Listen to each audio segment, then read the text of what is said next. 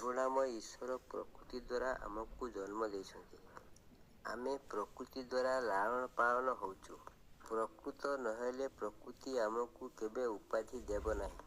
ପ୍ରକୃତି ଆମକୁ ଯେଉଁ ମନ ଶରୀର ଦେଇଛି ତାହାର ସଦୁପଯୋଗ ନ କଲେ ମନ ଏବଂ ଶରୀରକୁ ପୁଷ୍ଟି ଯୋଗାଉଥିବା ଉପାଦାନ ବାହାର କରିନେବ।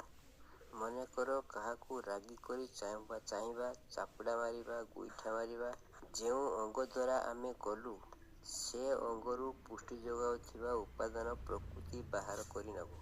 ପ୍ରତି ବଦଳରେ ରୋଗ, ସୁଖ, ଦୁଃଖ ଦେବ। ଯଜନ, ଯାଜନ, ଇଷ୍ଟଭୂତି, ସ୍ୱସ୍ତୟିନୀ, ସଦାଚାର, ସତ୍କର୍ମ ବିଧି ପାଳନ କରିବା ସଙ୍ଗେ ସଙ୍ଗେ ଠାକୁରଙ୍କ ଭଜନ କୀର୍ତ୍ତନ, ଗୁରୁଜନମାନଙ୍କୁ ଭକ୍ତି, ଜୀବଙ୍କ ପ୍ରତି ଦୟା କରିବା ଦ୍ୱାରା ମଣିଷ ପ୍ରକୃତିରୁ ଶରୀର ଏବଂ ମନକୁ ପୁଷ୍ଟି ଯୋଗାଉଥିବା ଉପାଦାନ ଆସିଥାଏ। ଫଳରେ ଆମ ଶରୀର ମନ ସ୍ୱାଭାବିକ ଭାବେ ସୁସ୍ଥ ରହେ।